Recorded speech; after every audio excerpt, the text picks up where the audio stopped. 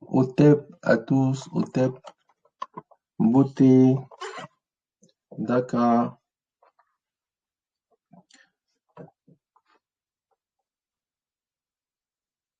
Apeni, Mbolo, Miaouezon.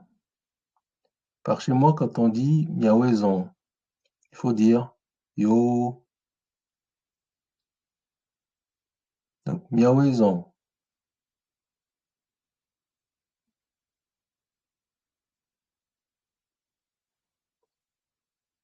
Il faut répondre, hein. Il faut de l'interaction. Quand on dit Miaouezon, il faut dire Yo.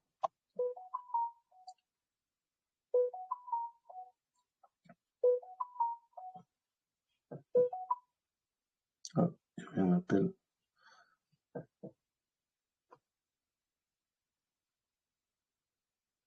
Alors, on va attendre encore un petit peu, 2-3 minutes, que les autres se connectent.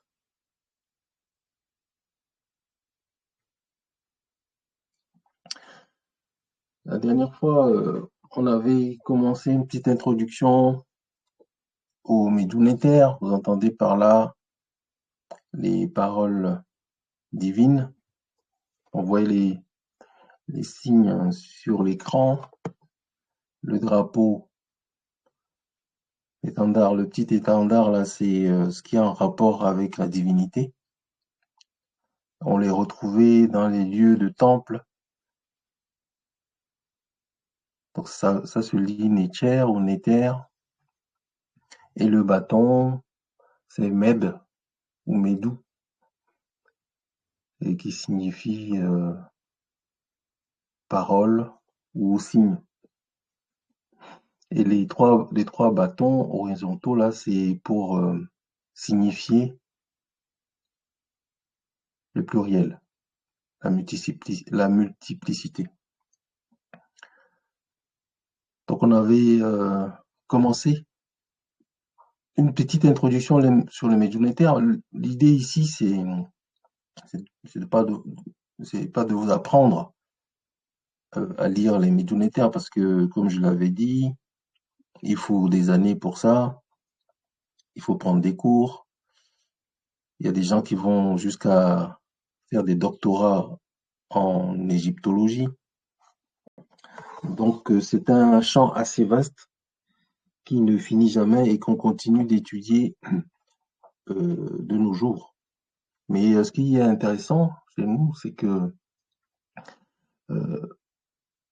essayer de comprendre comment ça s'organise et ce que c'est déjà intéressant.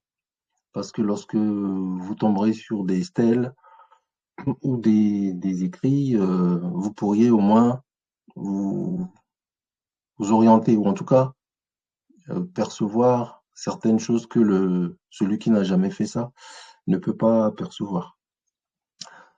Donc voilà, on va continuer aujourd'hui sur cette introduction-là.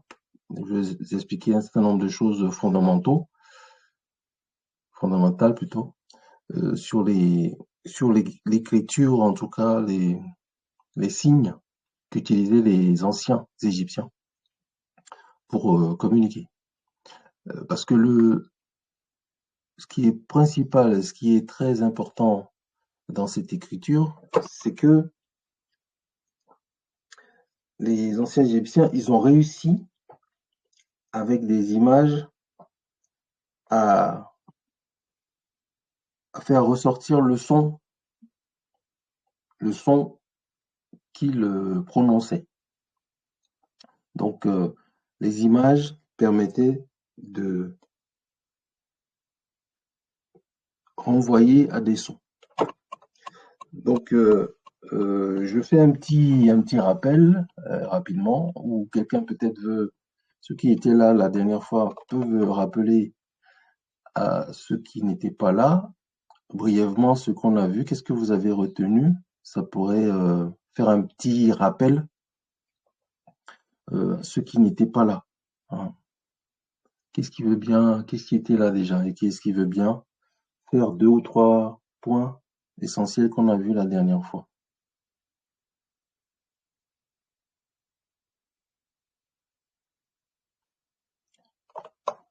Personne ne veut s'essayer? Pensez-vous, il n'y a pas de mauvaise réponse, hein. L'essentiel, c'est de partager.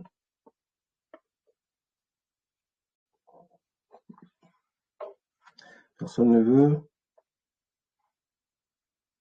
Alors, est-ce que ceux qui n'étaient pas là ont eu le temps de regarder la vidéo qui a été passée?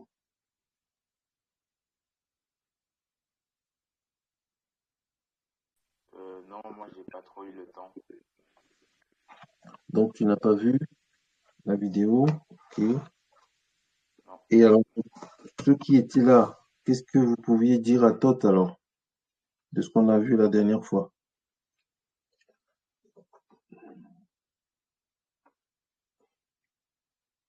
Hein?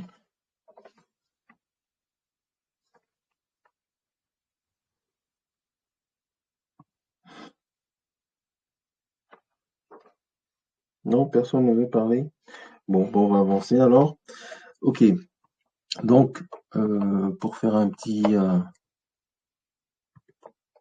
rappel, donc on a vu que les médiunétaires, les paroles divines, en fait, les Grecs l'ont après grécisé parce que pour eux, c'était des gravures sacrées, hein.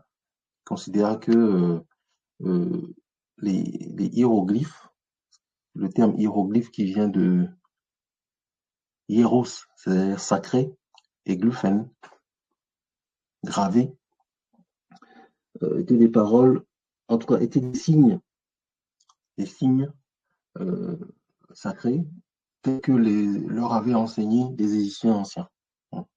Donc, on dit aujourd'hui, c'est une langue qu'on ne parle plus, c'est-à-dire qu'on ne sait plus la vocaliser.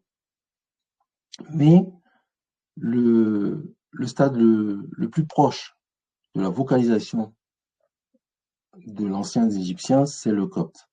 C'est pour ça que on le verra peut-être plus tard, lorsqu'on va s'intéresser un peu plus au volet négro-africain de, des médiunétaires, en fait, de la langue des anciens égyptiens. On voit qu'il y a une unité génétique entre les langues négro-africaines qu'on parle encore aujourd'hui sur le continent et les médiunétaires. Et donc ça, c'est Théophile Obenga qui a développé cette thèse et qui a été repris d'ailleurs par quelques savants euh, européens, occidentaux aussi, hein, euh, et Cheikh Diop aussi, qui en a parlé dans ses ouvrages. On abordera un peu ces sujets parce que si on apprend les médiunétaires, c'est pas pour en avoir une lecture comme les Grecs ou les Occidentaux. C'est pour en avoir une lecture qui se rapproche un peu plus de, de nos concepts à nous, puisque on retrouve dans les médiunétaires encore aujourd'hui les mêmes, euh, je veux dire, les mêmes racines au niveau des mots. Et c'est assez impressionnant. D'ailleurs, il y a un Camerounais qui travaille beaucoup sur ça, s'appelle Dibombari Mbok, je vous en parlerai un peu aussi, qui a travaillé sur ça et et qui a fait des rapprochements intéressants. Mais bon, on va pas s'étendre là-dessus, mais c'est juste pour vous mettre un peu euh, le cadre dans lequel on va évoluer, puisque ici, Wikipédia dit que l'égyptien ancien est une langue kamito-sémitique, mais en fait, il y a une polémique, en tout cas, il y a tous les scientifiques ne sont pas d'accord, en tout cas les scientifiques africains ne sont pas d'accord avec cette définition et considèrent que même s'il y a eu des emprunts chez les Kamites euh, et les Sémites, la langue d'origine des anciens Égyptiens est une langue négro-africaine. Bon, donc je fais ces petits rappels parce que c'est très important. Donc on a vu que celui qui avait déchiffré les hiéroglyphes, c'est Jean-François Champollion, hein. Donc, il a découvert ça le 14 septembre, mais la date qui est retenue pour le déchiffrement, c'est le 27 septembre 1822. grâce à la pierre de Rosette. Donc, je ne reviendrai pas dessus. Donc, je vous renvoie à ce qu'on a vu la dernière fois pour aller vite, parce qu'on a beaucoup de choses à voir aujourd'hui aussi. Donc, il y a différentes phases aussi. Hein. La première phase, c'est il y a au moins 5000 ans. Hein. Il y a au moins 5000 ans, si on part d'aujourd'hui. Donc, l'ancien égyptien, le moyen égyptien, c'est vers moins 3000 jusqu'à moins 1450 avant notre ère. Et le néo-égyptien, c'est-à-dire la transcription qui a transformé un peu les dessins, ou en tout cas les signes, en des signes un peu plus cursifs, c'est le néo-égyptien, le démotique et le copte. Donc je ne détaille pas, ça nous amènerait trop loin. Donc on a vu que c'était des signes images, d'accord? C'est des signes images. Voilà. Et on a vu quelques principes, au moins 3 principes qui s'appliquent à ces images-là. C'est l'orientation des textes, d'accord? Les textes ont toujours une orientation. Il y a un sens de lecture qui est lié à ça. Donc le sens de lecture, vous le voyez là. Quand vous voyez cette stèle, vous voyez que tous les objets animés sont orientés dans le même sens. Et donc le sens de lecture, ça va être de lire l'objet en regardant de face ces objets, ces signes animés là. Donc les hommes, les animaux, voilà, d'accord. Il y a un autre signe, il y a une autre caractéristique, c'est le calibrage. Donc on avait parlé là de la notion d'harmonie.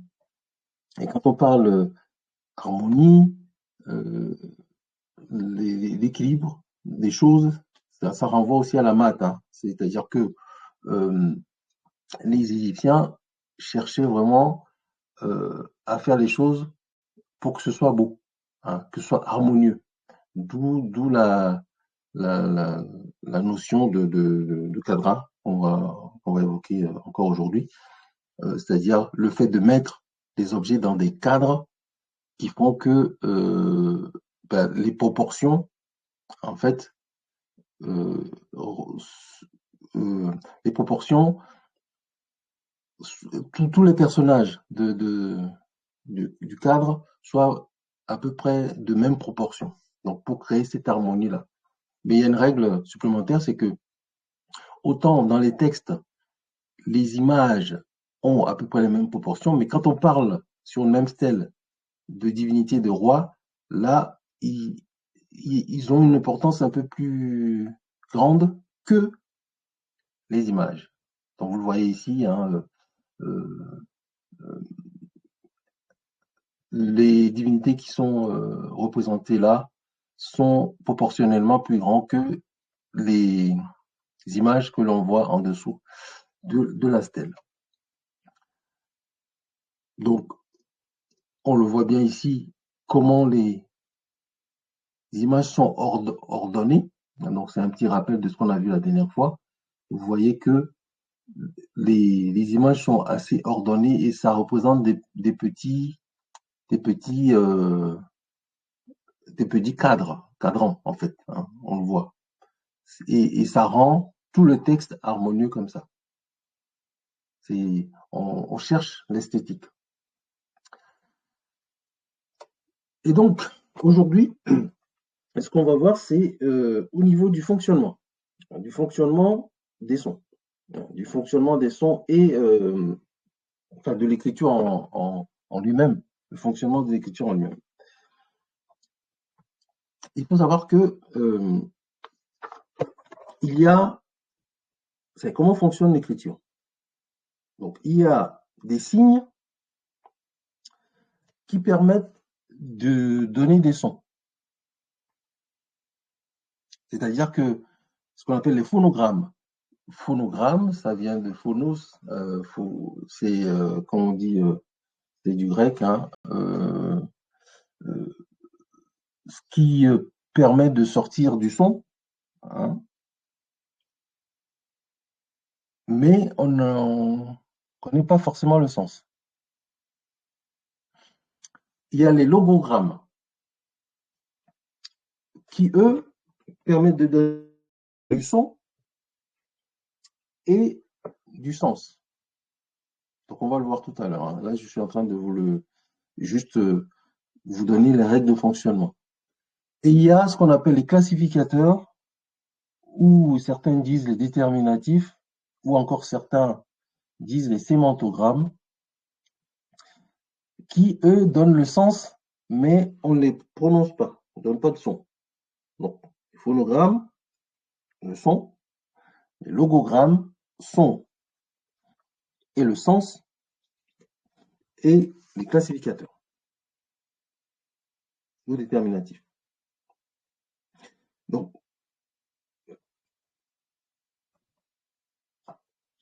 quelques exemples d'aujourd'hui, hein, si je dois vous représenter, ou en tout cas vous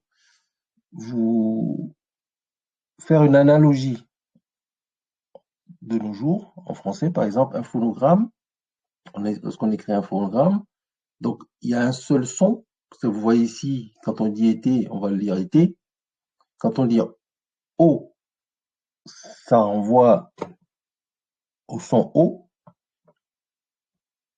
et quand on lit silex, par exemple, le X, c'est un son qui peut s'écrire aussi KS. Donc, le son est prononcé par rapport au mot que l'on voit. Donc, il y a certains signes qui ont un seul son, on le verra. Il y en a qui en ont deux, il y en a qui en ont trois, et rarement quatre. Voilà. On va le voir dans les détails tout à l'heure. Mais pour pouvoir prononcer les sons, on est obligé de mettre des voyelles, parce qu'en fait, euh, les Égyptiens anciens n'utilisaient pas des voyelles.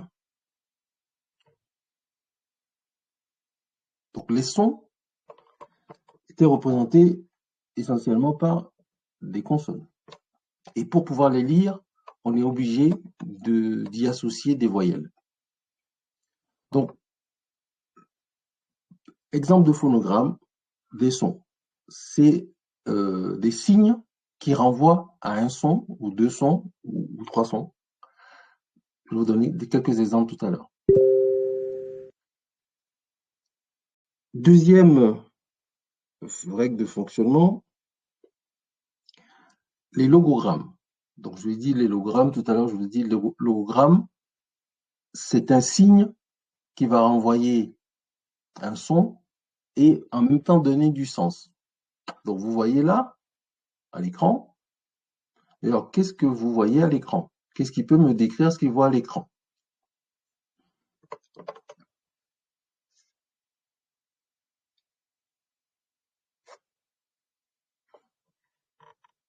Sur la gauche, qu'est-ce que vous voyez? Les signes que vous voyez?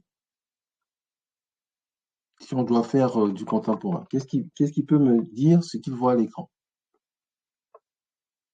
Bah, c'est des signes et on les associe directement à un mot, quoi. On sait ce que ça veut dire. Voilà. C'est-à-dire, c'est des signes, et quand on les voit, on les associe à un mot. Donc, vous voyez, est-ce que tu peux me lire, donc, Tot, ce que tu vois sur la droite? Bah, du coup, I love Kamit. Ok. Donc, tu vois I love Kamit. Ou alors en français, tu pourrais dire quoi? J'aime bah, Kemet. Donc, j'aime Kemet. Alors, qu'est-ce qui, dans ce truc-là, te fait sortir le mot j'aime ou I love? Love, Le cœur. le cœur. Donc, le cœur, en l'espèce, c'est un logogramme. Parce que il te donne un son et en même temps te donne le sens. Et on va voir plein d'exemples comme ça dans l'écriture hiéroglyphique où il y a des signes qui donnent en même temps le son et en même temps le sens. Donc c'est très important ce que je suis en train de vous montrer parce que ça vous permet de décoder les choses au fur et à mesure, d'accord? Et la troisième règle de fonctionnement, c'est ce qu'on appelle des signes qui sont des classificateurs ou des déterminatifs, ou encore, je vous disais, des sémantogrammes, qui, eux, donnent le sens, mais qui ne se prononcent pas. Je vous donne quelques exemples contemporains. Qu'est-ce qui peut me lire les deux premières phrases que l'on voit là?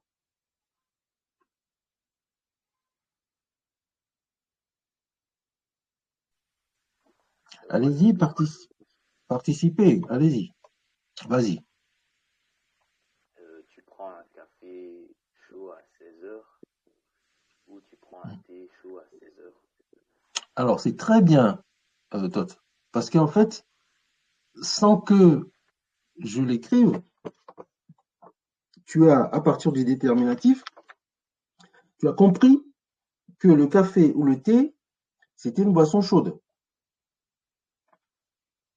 D'accord? J'ai utilisé le même mug avec un peu de vapeur là. Donc, le classificateur, c'est une boisson chaude. Donc, on peut utiliser le même classificateur pour parler de plusieurs choses différentes, notamment le café et le thé. Donc, c'est le contexte dans lequel va s'écrire l'action qui va nous permettre de savoir euh, si c'est du café ou si c'est du thé. Mais alors, surtout, on parle là de boisson chaude. Parce que si j'avais pas mis ça, ça aurait pu être du thé froid. Hein, parce que du thé glacé, ça existe aussi. D'accord? Donc, le déterminatif permet de donner du sens, mais on ne on ne le lit pas. D'accord? C'est en le voyant qu'on essaie de traduire ce qu'on est en train de dire. Et c'est très important, c'est une règle très très importante en égyptien ancien. Donc si tu veux continuer, les deux textes du bas a ceci de particulier que, en fait, il y a quand même une importance du classificateur en fonction du sens que l'on veut lui donner. Par exemple, là, si tu dis tu viens au lit et que tu mets un classificateur lit, bon, bah, tu demandes à la personne est-ce que tu veux aller dormir, te coucher. Mais si tu viens au lit avec une flamme, c'est que derrière, déjà, il y a une notion un peu plus qui induit le fait que bah, on va pas forcément aller que dormir. Je sais pas si vous voyez. Hmm. Donc le classificateur permet de bien spécifier ce que l'on veut dire. Et aujourd'hui, je crois que ceux qui sont adeptes comment vous appelez ça? Des textes, comment on appelle ça? Emoji. Des emojis, voilà, merci, parlent en langage crypté. Hein, voilà. Donc, ils utilisent beaucoup de déterminatifs des fois pour donner des sens qui ne sont pas forcément écrits. D'accord? Donc c'est très important en égyptien ancien aussi, les classificateurs. Donc ce que je viens de vous dire là, je vais répéter parce que c'est l'une des bases. Hein. Il y a des signes qui renvoient uniquement à des sons. On n'en connaît pas les sens. D'accord? Il y a des signes qui donnent le son et le sens, ce qu'on appelle des logogrammes. Et il y a des signes qui ne donnent que le sens. D'accord? Alors on va prendre au niveau des phonogrammes. Là, on va commencer à rentrer un peu dans l'alphabet. On va prendre au niveau des phonogrammes. Il y a une sous-catégorie qui est intéressante, c'est que au niveau des phonogrammes, lorsque l'on prend un texte, souvent un texte égyptien, il y a 55, ou non, il y a entre 50 et 75% des signes qui sont des sons et qui permettent en fait de bien comprendre le texte. Parce que c'est Champollion lui-même qui l'avait dit, c'est-à-dire que les phonogrammes sont vraiment la clé du tout le système hiéroglyphique. Et c'est ce qui permet de décoder vraiment le texte rapidement. Mais il faut les connaître. C'est un peu comme l'alphabet. Si on ne connaît pas l'alphabet aujourd'hui, on ne pourra pas lire. Et en associant des lettres, on ne pourra pas sortir des sons non plus. Donc en égyptien ancien, c'est pareil. Hein. Donc, je vous ai dit tout à l'heure, l'écriture hiéroglyphique ne donne pas les voyelles. Donc les sons que l'on va voir ici, consonnes. C'est que des consonnes. Alors, qu'est-ce qui sait déjà combien de types de consonnes il y a? Est-ce que vous avez une idée de ça?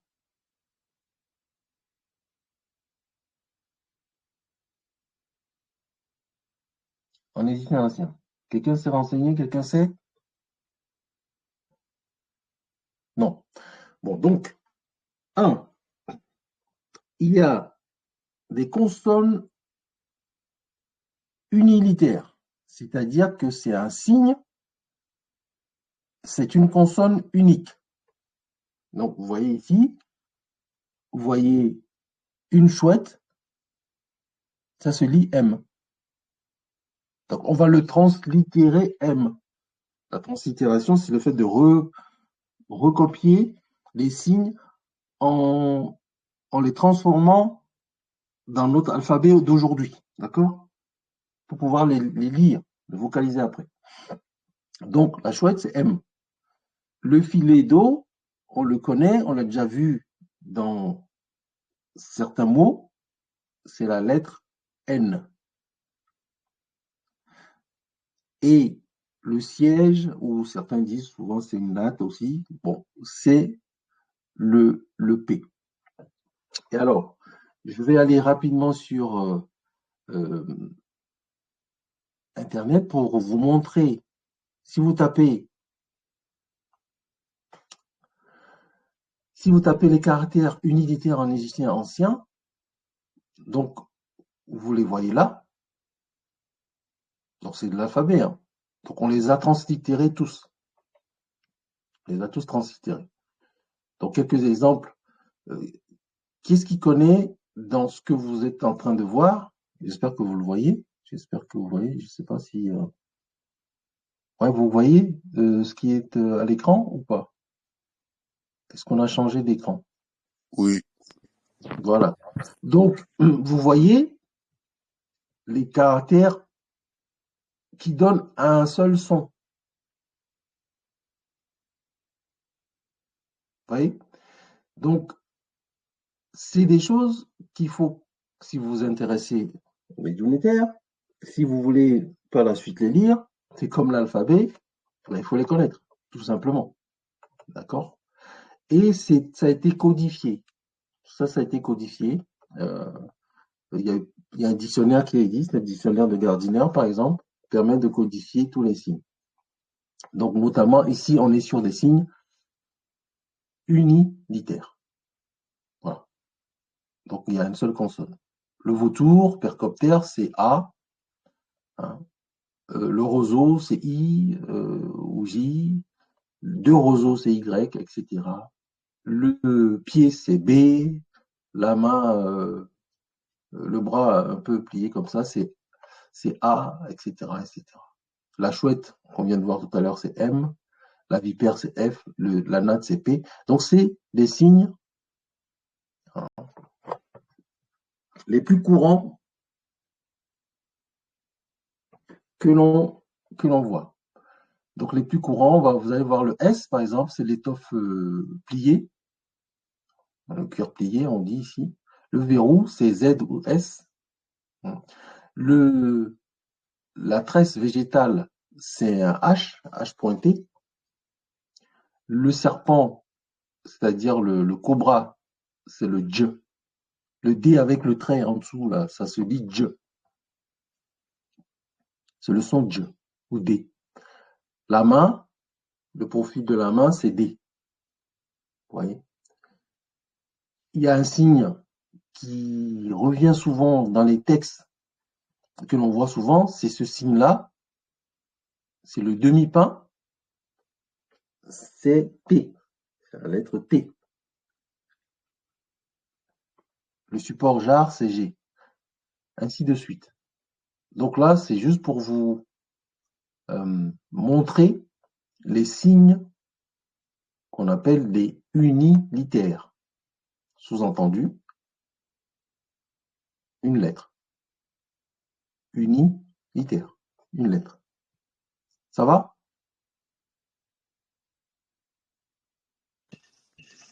Oui. Ok. Bon, donc les signes unilitères.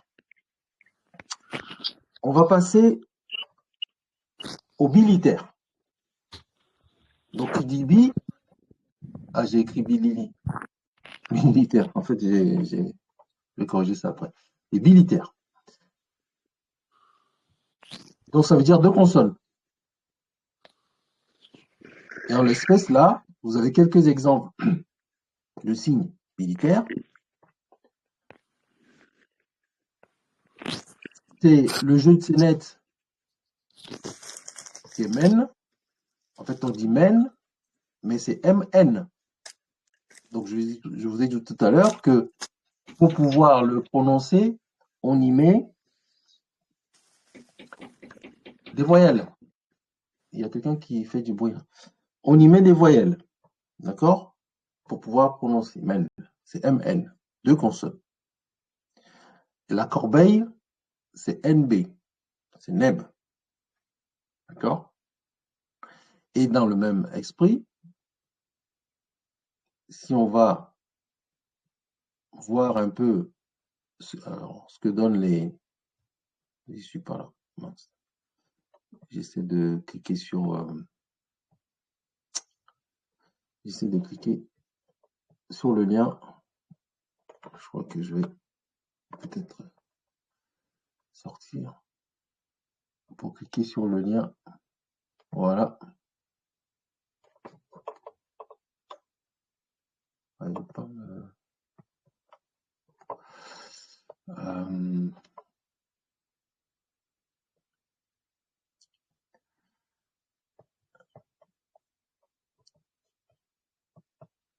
J'ai du mal à cliquer sur le lien. Mince. Bon, il fait des siennes. Bon, je vais peut-être aller sur Wikipédia directement. Ah ben là, c'est là. Ok. Ah mince. J'ai du mal à cliquer sur mon lien, comme tout à l'heure. Mince. Bon, écoute. Je sais pas ce qui se passe.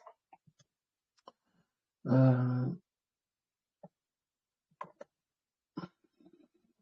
vais plutôt prendre ça et aller le coller dans Wikipédia tout de suite.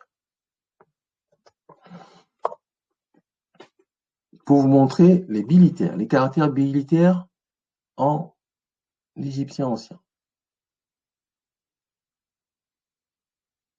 Donc, c'est des séquences de deux consonnes. Donc, il faut aussi les connaître. Dans ce que vous voyez là, est-ce que vous avez des signes bilitaires que vous connaissez, que vous avez déjà vus, qui vous disent quelque chose? Celui, l'homme assis tenant un couteau, là, le A48, là. Le A48. Donc, tu commences déjà à parler en gardinaire, toi. Parce qu'en fait, effectivement, pour se repérer facilement, vous savez qu'il y a les connaisseurs, ils savent aligner les, les lettres et les numéros et dire de quel mot il s'agit. Donc le A48, effectivement, c'est l'homme assis tenant un couteau. Toi, tu l'as déjà vu. Et donc, ça se lit Sao. Donc, Sao. je crois, c'était quand il y avait une divinité.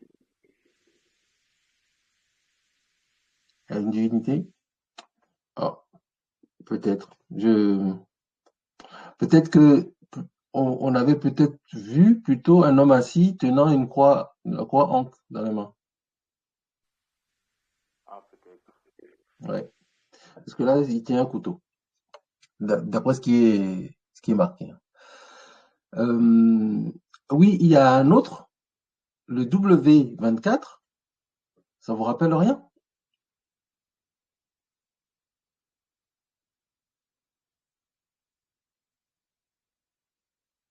Le W24, vous le voyez là, à droite? Ça vous rappelle rien ce signe-là?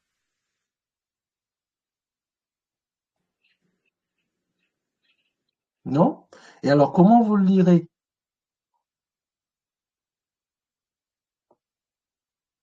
Comment on peut le lire là? Surtout celui-là, le NW, ça se lit comment?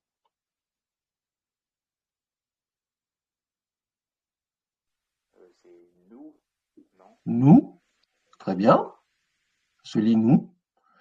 Et quand est-ce qu'on a vu nous?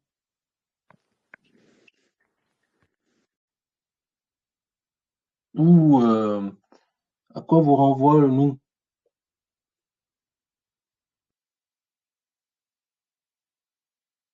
Quand on a vu, quand on a commencé l'Énéade héliopolitaine, le nous, Ça renvoie à nous, peut-être.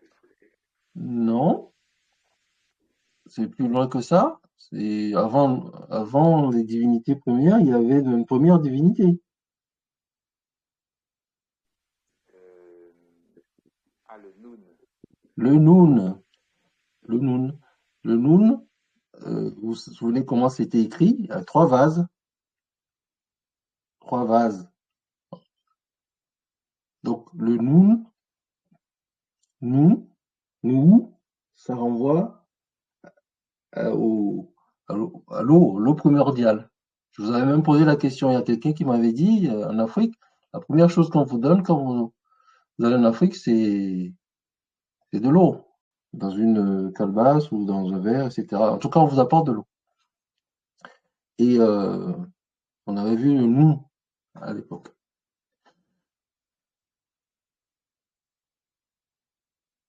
Qu'est-ce que vous avez aussi comme signe militaire que vous connaissez, qui se retrouve souvent sur la tête des divinités?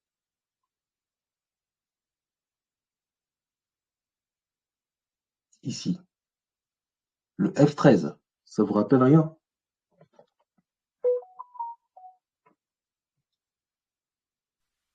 Si, Alors, ça vous rappelle quoi? c'est Hathor. Hathor, qui a des cornes sur la tête, tout à fait. Hathor. On a vu le pilier Djed, on a déjà parlé. Pilier Djed, c'est le D avec le trait en dessous, et D, donc ça se lit Djed, ainsi de suite. Donc, les signes militaires, on en a plusieurs également, de très importants. Donc, il faut aussi les connaître pour pouvoir décoder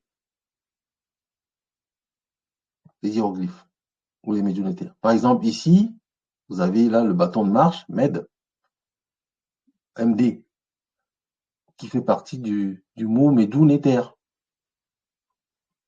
Vous voyez, MED, pour le vocaliser, on est obligé de mettre des voyelles. Mais le signe, c'est deux consonnes, MED. D'accord?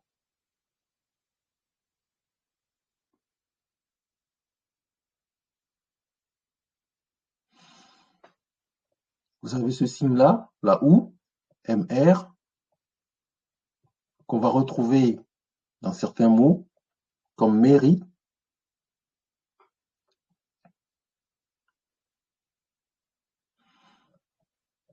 Il y a le damier,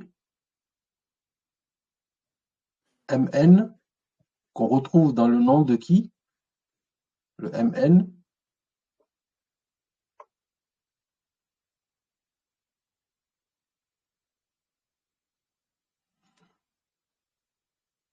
Le MN, ça vous rappelle rien? Dans le nom d'Amon, on a le MN. Parce que Amon, on l'a vu, s'écrit avec quoi? Avec un roseau, MN et N. Donc le MN, on le retrouve dans Amon.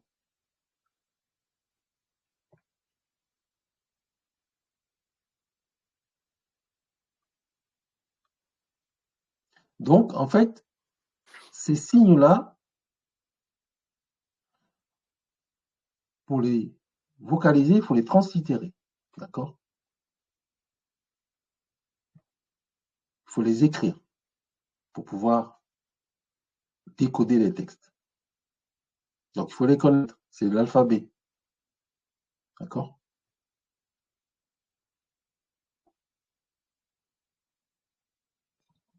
Donc, c'est pour ça que je vous ai mis les liens. Pour ceux qui veulent s'intéresser à ça, il y a des passages obligés qu'il faut connaître, notamment les signes.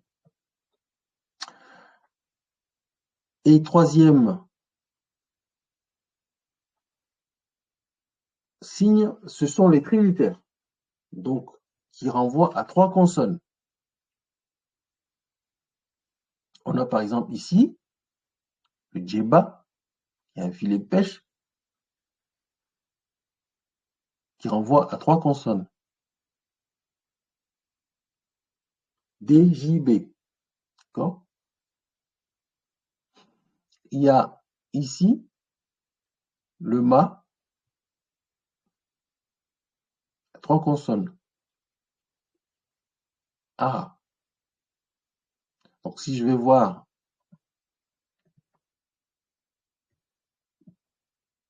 les signes trilitères, on va le voir.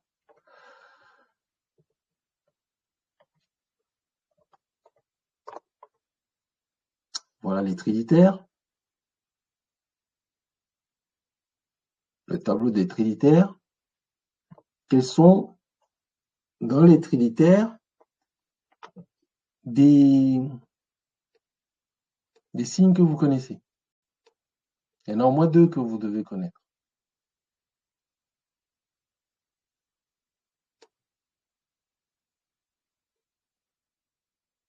Qu'on a déjà vu. Dans ce qu'on a vu jusqu'à maintenant, il y en a au moins deux dans ces signes-là que vous avez déjà vus. Qu'est-ce qu'il peut me dire?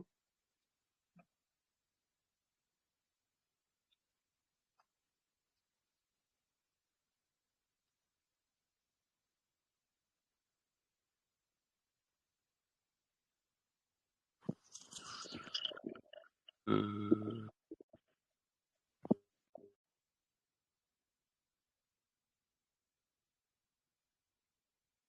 Il y en a même, moi je dirais même trois, on a déjà vu. Alors, qu'est-ce qui voulait dire quelque chose? Tu as trouvé il quelque y a le chose qui scarabée, paraît- non? Le scarabée, ok. Alors, tu le lirais comment? Euh,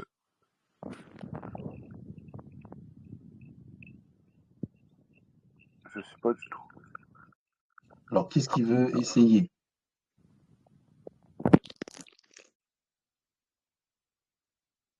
C'est écrit en dessous. Qu'est-ce qu'il veut essayer? Euh,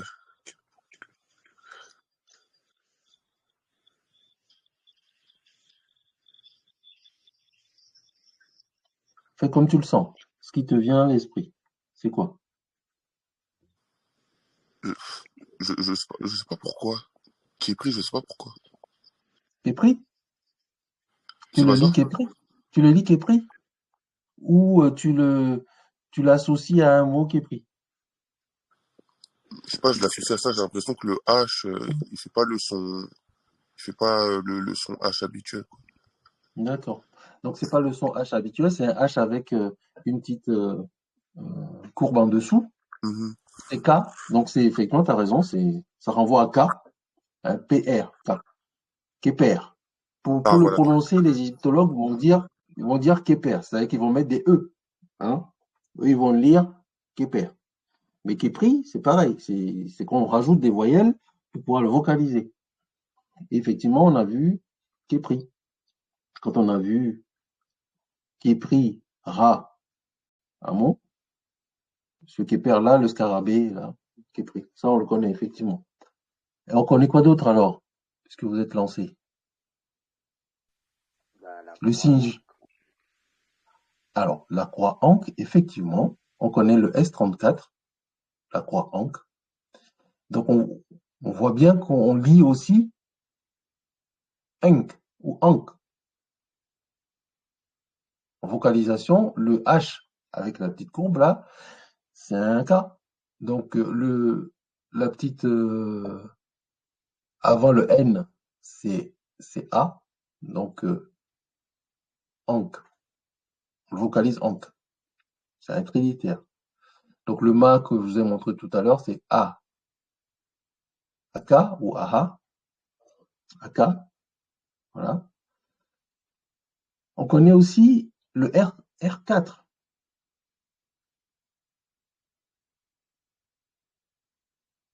Ah Le oui, ça R4, c'est au TEP.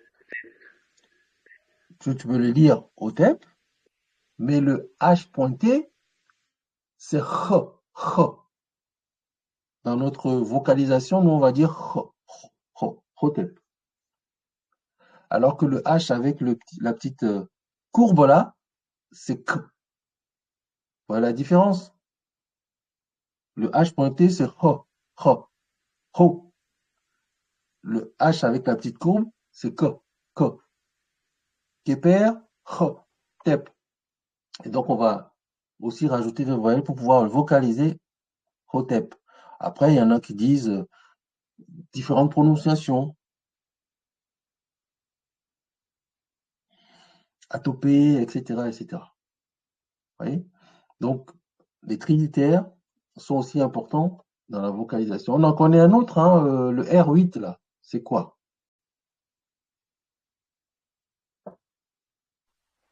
Bah, c'est un drapeau. Oui, qui se lit, se vocalise. Notaire.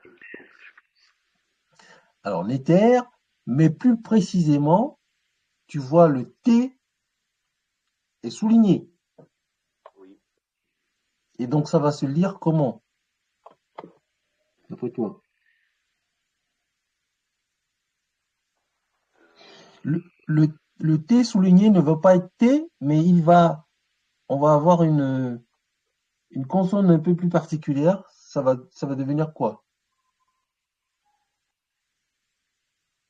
Je sais pas. Ch. Ça va se prononcer ch. Ch. Donc Nietzsche. c'est tiers. Nietzsche. Voilà. Ch. C'est différent du T simple. D'accord? Nietzsche. C'est comme euh, tout à l'heure, quand on a vu le pilier Jed, je reviens un peu au militaire là. Je reviens un petit peu en arrière. Est-ce qu'on n'a pas vu le pilier Jed ici? Euh, je sais plus où est-ce qu'on a vu le pilier Jed.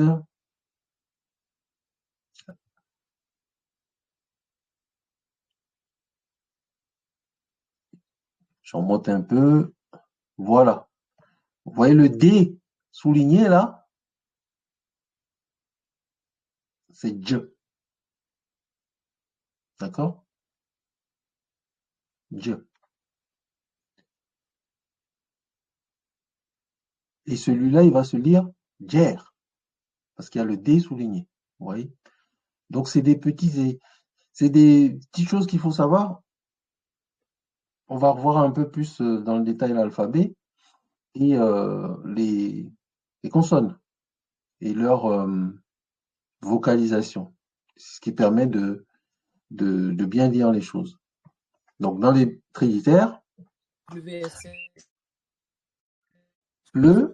Ah, j'entends pas. Qu'est-ce qu'il parle? Il y a, il y a la tête de canidé aussi, non?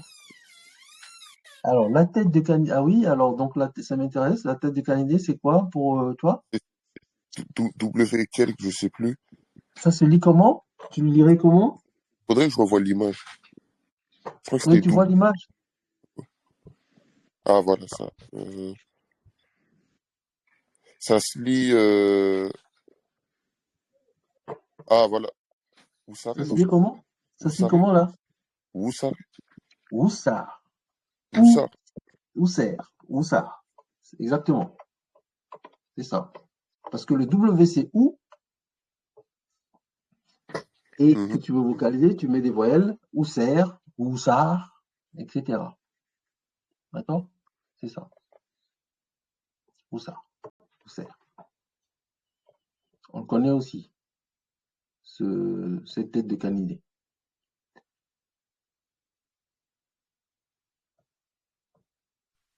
Donc, vous voyez? Donc Est-ce là, que, oui, question. j'ai une question, est-ce que le F-35 là, Le F-35. Voilà, celui-là, le cœur celui-là, et sa trachée. Néfer, est-ce que ça a un rapport avec Néfertiti ou pas? Très bien. Si, exactement. Néfer. Néfer, en fait, c'est un rapport avec Néfertiti. Et ça, c'est en écoutant beaucoup le professeur Kouvi Rekmire, euh, égyptologue qui travaille avec la librairie Taméry à Paris, que je peux te répondre avec assurance, puisque Néfer, Titi, j'ai cru l'entendre dire dans une de ses lives, où il parlait de, on dit Néférou Tiiti, c'est-à-dire celle dont le cœur est agréable au Dieu. Néférou Tiiti. Et ce Néfer-là, on le retrouve dans Néfertiti. Vous avez raison. Et c'est d'ailleurs comme ça que Champollion, connaissant beaucoup de langues, et notamment en parlant presque 9 langues anciennes, a pu décoder les hiéroglyphes.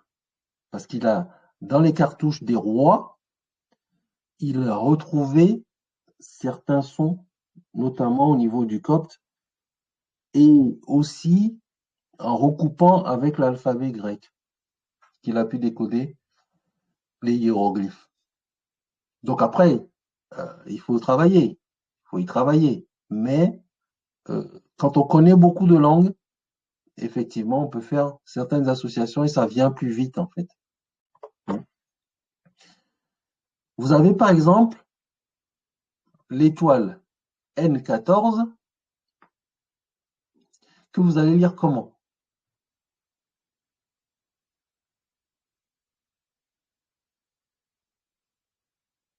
Le N14, l'étoile, qui renvoie souvent à l'étoile Sirius.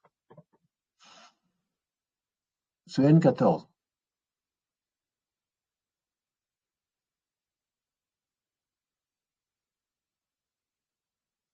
qu'est-ce qu'il veut se lancer? Allez-y, je veux tous vous entendre là.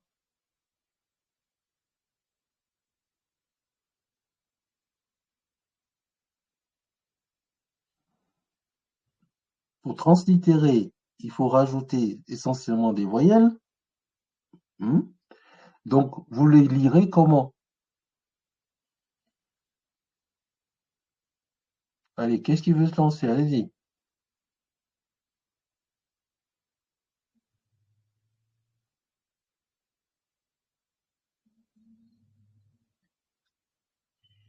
Eva, Charis, vous êtes là?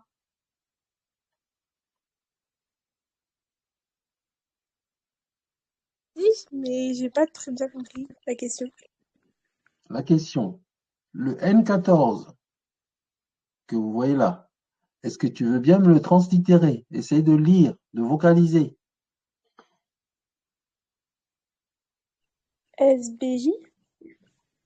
Alors, toi, tu lis SBJ, mais pour le vocaliser, on a dit on rajoute des voyelles pour pouvoir bien vocaliser. Donc, entre les consonnes, donc ça deviendrait quoi déjà? Si tu rajoutes des voyelles, Lesquels? E, la voyelle E essentiellement. C'est belle. C'est B, ok, voilà, c'est B. Eh ben, c'est B, c'est bas, c'est bon.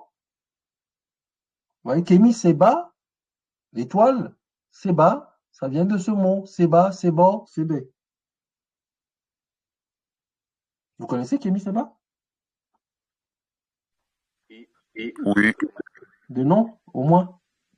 oui, oui, oui, je vois qui c'est. Voilà. C'est un Ok. activiste panafricaniste. Un activiste, tout à fait. Donc, c'est bas, c'est B, c'est bon, c'est ben, c'est ça. Hein. Et l'étoffe pliée, le S29, qu'est-ce qu'il veut me considérer?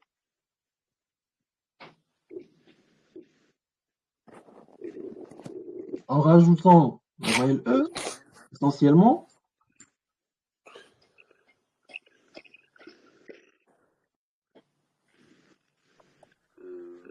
Ça fait Neb. c'est Neb, tout à fait. C'est Neb. Et donc, ce signe-là, on le trouvera dans quelle locution qu'on utilise souvent, que vous devez connaître. Quand on dit Ankh ou Jat Seneb, je ne sais pas si vous avez déjà entendu ce terme, Ankh Je ou pense Jat que Seneb, c'est vie, force et santé, je crois. exactement. Vie, force, santé. Seneb, ce vêtement plié-là va faire partie du mot Ankh ou Jat Seneb. Donc, Ankh ou Jat Seneb. Donc, on va utiliser ce trilitère-là et on va utiliser ce trilitère-là dans le même mot. Ankh ou Jat Seneb. Donc, vous voyez, donc, pour résumer, je pense qu'on ne va pas aller plus loin aujourd'hui parce que c'est déjà assez dense. Dans les phonogrammes, il y a les unilitaires. Donc, on dit unilitaire ou uniconsonant, c'est-à-dire ça renvoie à une seule consonne, unilitaire ou uniconsonant, donc une seule consonne. Donc on les a ici, A, I, A, ou, B, etc., etc. P, F, M, N, etc. Vous voyez? Donc c'est des voyelles. S, K, etc. Donc unilitaire. Des signes unilitaires. Un seul son. On voit souvent le T, etc.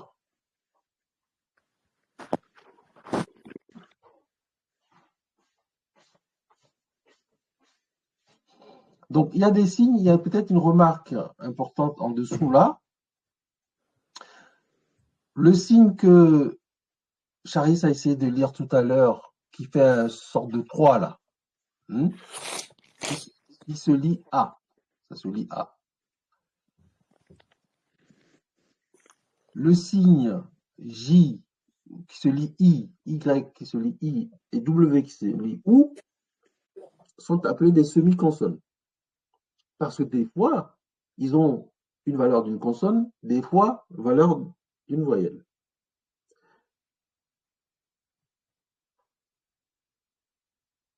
Tandis que, on a vu, on vient de voir, le T souligné, le D souligné, etc., on lit tch ou dj, parce qu'ils sont soulignés. Et les lettres pointées, par exemple, H pointé, on va lire H.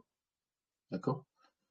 Donc, les unilitaires, donc il y en a un qu'on connaît aussi beaucoup, unilitaire, c'est le D21, qui est la bouche, souvent. Cette bouche-là, se lit R. D'accord?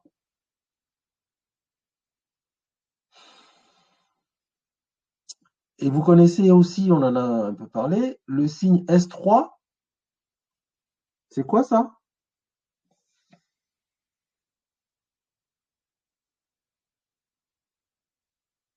Le signe S3, c'est quoi? C'est la couronne de la Haute-Égypte ou de la Basse, je sais plus, une des deux. Ah, qu'est-ce qui veut? C'est pas tout à fait ça. Je veux bien corriger. C'est la couronne, ça c'est vrai.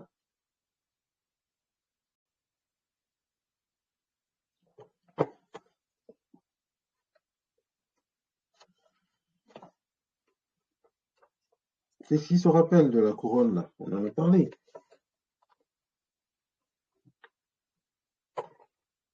Et ça se lit comment déjà? Alors, si vous devez le lire, vous le lisez en dessous. Ce que c'est? N. Oui, ça c'est le signe N, mais c'est ça se lit comment? Qu'est-ce que c'est? C'est écrit en dessous. Déchirette. Déchirette. Voilà, déchirette, on va voir ce que c'est. Déchirette.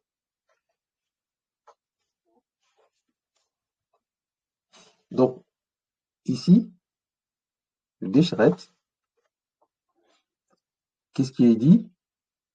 On dit que il représente la couronne rouge de Basse-Égypte. Qu'est-ce que tu avais dit tout à l'heure? La haute ou la Basse-Égypte, c'est ça? Oui. Et donc là, on a la réponse. C'est la couronne de Basse-Égypte. Déchirette. On en avait un peu parlé aussi. C'est le nom de la couronne. C'est le nom de la couronne. Déchirette. C'est le nom de la couronne. Mais ça se translitère N. D'accord? En médiunétaire. Donc, c'est juste pour vous dire ou vous montrer hein, ce qui existe. C'est que on n'aura pas la prétention de connaître l'alphabet aujourd'hui, hein, ni demain. C'est à force de petits exercices et d'intérêt qu'on pourra aller plus loin dans le décryptage des médiunétaires. D'accord? Mais sachez au moins que c'est comme ça que ça fonctionne, que ça existe. Hein, c'est vraiment une sensibilisation light que je suis en train de vous faire. Donc les unilitaires, les bilitaires et les trilitaires. D'accord? Ah, il y a un bilitaire que je viens de voir qui est intéressant aussi, celui-là, le G39, qui va se lire comment? Qu'est-ce qu'il veut essayer de... Le canard, là, qu'est-ce qu'il peut essayer de me lire, le canard? Ça se lira comment?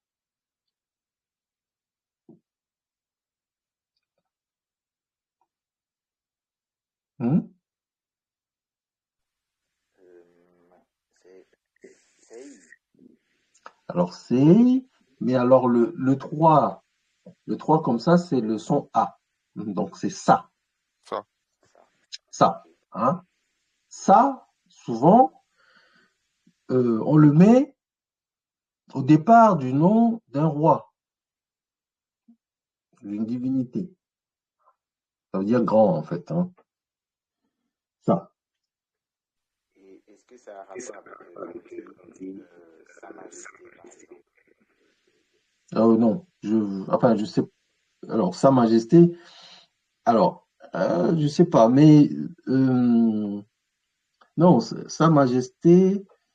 Le ça, là, c'est. euh, c'est une bonne question que tu me poses là. Euh, le, le ça, alors peut-être que en remontant dans le temps, on peut faire une association, mais comme ça, je ne saurais pas te répondre. Je ne sais pas te répondre si c'est un rapport. Par contre, Euh,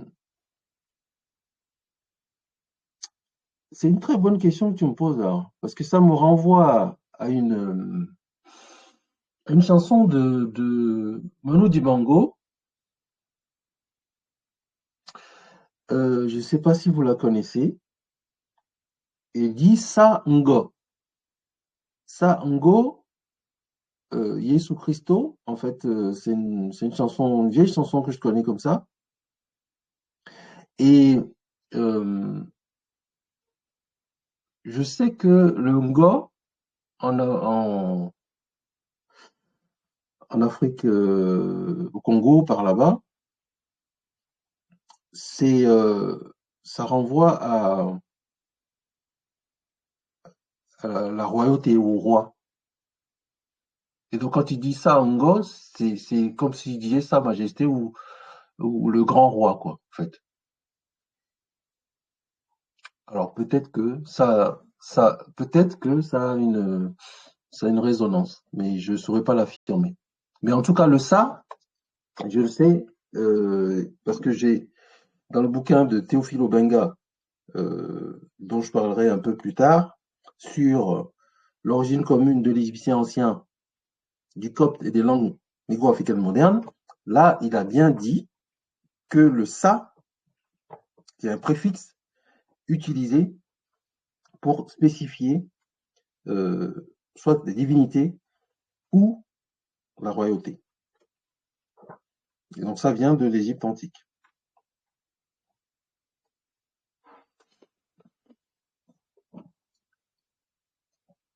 Donc voilà, on a fait le tour sur trois choses très importantes aujourd'hui. D'abord, les phonogrammes qui permettent de donner un son, mais pas le sens. Les logogrammes qui permettent de donner le son et le sens. Le son et le sens, je reviens.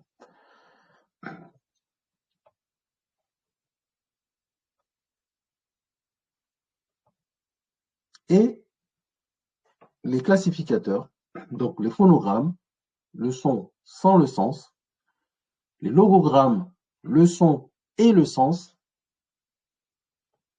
les classificateurs ou déterminatifs qui permettent de donner le sens. Donc ça ne se prononce pas.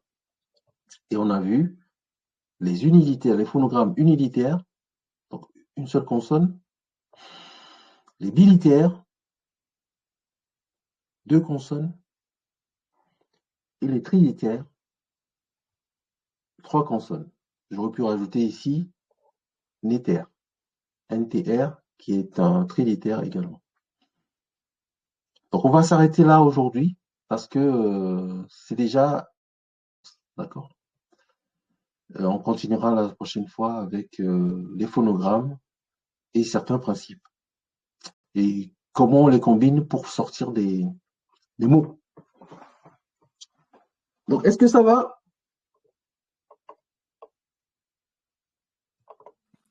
C'était pas Oui. trop dur? Non, ça va. Vous avez compris? Oui. Bon. Alors on va faire des exercices, hein. Donc vous avez intérêt à, à revoir les choses, hein. On va faire des exercices après. Donc, il faut parcourir un peu les phonogrammes, surtout les unilitaires, les bilitaires, les trilitaires. Donc, il faut essayer au moins de vous familiariser un peu à ça, parce que ça viendra petit à petit. Bien. Bon, si vous avez compris et que c'était pas trop dur, on va s'arrêter là pour aujourd'hui parce que c'était déjà assez dense.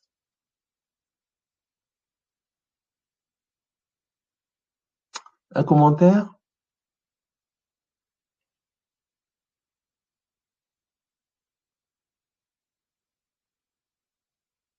Non, Charis?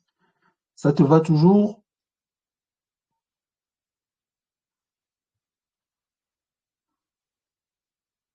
Oui, ça me va toujours. Est-ce que tu t'intéresses, est-ce que ça te donne une vision un peu plus claire de ce que c'est que les hiéroglyphes? Oui, Est-ce que tu trouves que c'est dur ou c'est facile? c'est un peu compliqué, mais si j'apprends, je pourrais comprendre. D'accord, c'est un peu compliqué, hein. Je ne cache pas que c'est très compliqué. Mais j'essaie de vous donner des choses essentielles pour commencer, au moins pour décrypter les choses. Parce que moi-même, je vous ai dit, je ne connais pas les hiéroglyphes, hein. J'apprends en même temps que vous là, hein. Mais à force de regarder les choses, on fait des associations intéressantes. Et après, il faut se former. Moi, j'ai pris une formation avec l'université de Liévin